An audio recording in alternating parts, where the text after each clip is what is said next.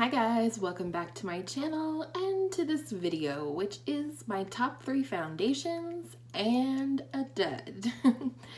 I will include a dud insofar as I have one in each category, and I do in this one, but let's go ahead and talk about my top 3 foundations in the order of coverage. So the first thing, I am panning, and I've used so much that through the process of panning, I have realized that this is a favorite for me for sure. It is the lightest coverage of all of these products, and it is the NYX BB Cream. This is the shade number 2 Natural, which is why I'm panning it, but I actually plan to repurchase this after I've panned it in a darker shade, because I actually think this will be really great for summer as well as it has been for winter.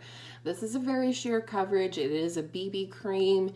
If anything, it sort of evens out the tone and the texture of your skin, and it does dry down completely. It is not a matte product, but it's not sticky or tacky on the face afterwards. However, I do like to set this with a translucent or pressed powder. Either or is fine. It just feels nice and I like it. It's great for every day because it's not full coverage for me. And this actually says from NYX here, developed to hydrate, prime, and perfect the skin. Great for all skin types. Use as a primer or use alone for a beautiful complexion. I actually had not read that before, but again, I just use it as a beauty balm. It does have 1 full fluid ounce of product in here, and I will put the price on the screen for you. This is a really reasonable option, and it has lasted me a really long time, and I highly recommend it. If you're looking for just light coverage, especially during the summer, maybe you just want to even out your skin tone a little bit, this is a good one. Highly recommend. Next, in terms of coverage for me, is about a medium coverage, and it's from Decay, and it is the Naked Skin One and Done Hybrid Complexion Perfector. It does have an SPF of 20, which really isn't worth anything in my opinion, and I do have this in the shade Medium Light. I'm also panning this one because it is a winter shade for me, but I absolutely plan to repurchase this. Some things that I like about this one: like I said, it is buildable to a medium coverage. It does dry down to almost a powder finish. Not powdery, but it is matte, which I find is not always true for products that are a medium coverage. So I really like this one for that. Again, it blurs the imperfections, but it does give some coverage to the face. You know, if you have aging or sunspots like I do, it's very comfortable. I feel like this one performs a little better in terms of wearing it all day than the BB cream from NYX does. So that is a definite plus with this one. Also, you do get 1.3 ounces of product in this one versus the standard 1 ounce of product that you get in most foundations. I will say, however, I do have to use about 3 pumps of this depending on whether I use a brush or a sponge to apply it. This one does apply nicely with both a brush and a sponge. I like to use, when I use a brush, I use this flat top kabuki brush. I use it with both of these products and it works really nice, as well as both apply really nicely with a sponge as well. I'm not going to show you mine because they're dirty. It's sponge washing day here. So I really like this one. Again, I will repurchase. It has a nice pump. The thing I like about packaging like this is it tends to be fairly airless. So you do get every bit of that product out. You can see it's just kind of naturally thinning out as I use it. And I feel like that's good packaging, whereas like with a squeezy tube like this, while it's fine and I'll be able to mash it down and things like that to get every last bit of product out, I am not at all opposed to packaging that does that for me. Last is the most full coverage product that I'm currently using from my collection, and that is the It CC Cream. Hopefully you will not get tired of hearing me talking about this, because I do think it's a really, really good product. I do have this in the shade Light currently, and it's actually kind of dark for my winter skin, but it does sheer out nicely when applied with a beauty sponge, and you can also achieve more medium to full coverage when using a brush with this foundation. It's actually a CC cream, but for me, this is about as full coverage as I prefer to go. It does have an SPF of 50 in this, and it calls it a color correcting full coverage cream, anti-aging and hydrating serum. And it just looks like skin on my skin, if you can believe that. I think this is a nice finish.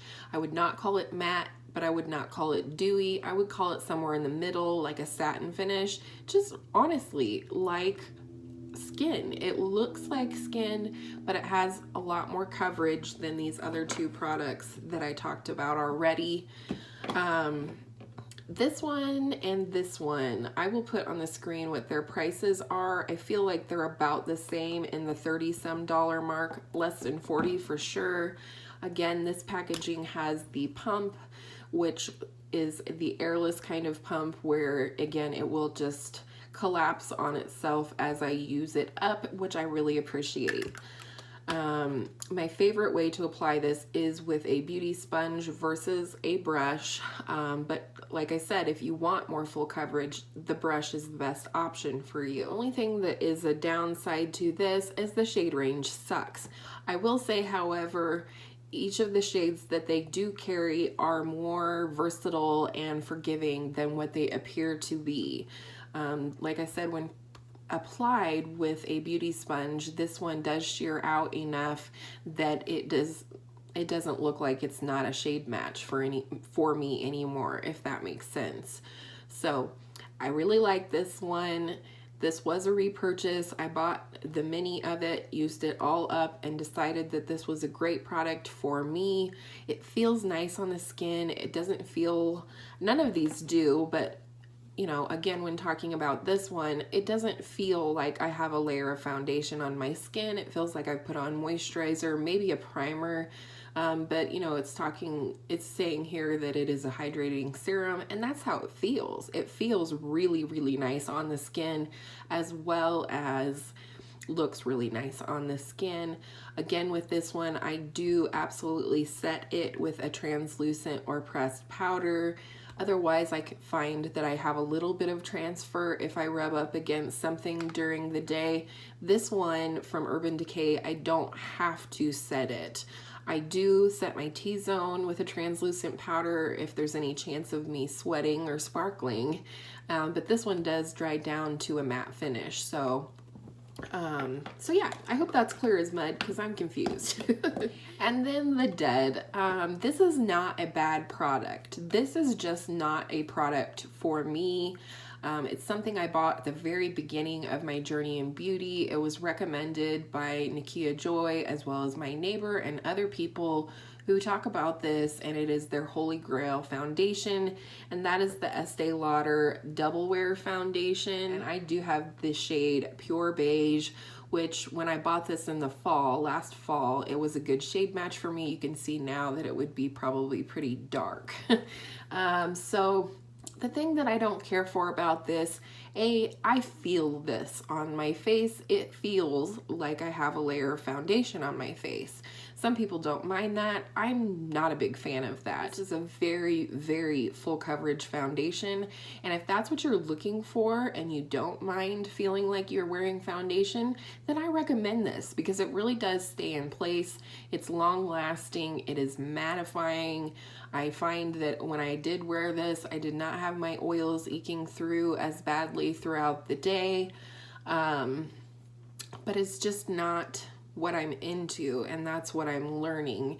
I am learning that I am not interested as much in full coverage foundations as I thought I was going to be, because my skin changed once I started this journey in beauty, so I no longer felt like I needed to cover it up.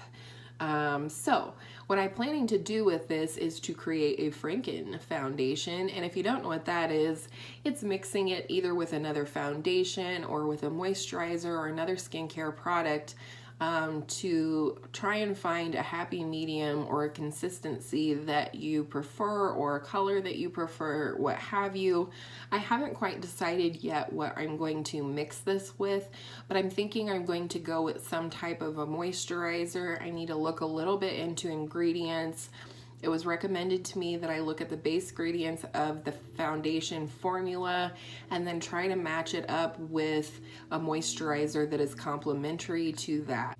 And of course, I don't know everything, and I am not jumping to do this because, again, the shade is dark for me. But if you have any recommendations for me on how to create a Franken foundation out of this, I would love to hear that. I'm looking for this to become a lighter coverage for me and a more forgiving shade match that I can use through more of the year, because I'm already had this for more than 6 months and it's not getting used because it's too full coverage and it's just too heavy for my skin. So would love to have your recommendations, but it's kind of a dud for me, and it's, you know, it's one of those things that is a learning experience for me because I learned that I'm not into the full coverage foundations. So I hope you guys enjoyed finding out about my top 3 foundations and a dud. I really enjoy this series. It's short, it's sweet, and I hope all of your makeup days are beautiful makeup days. We'll see you in the next one. Bye!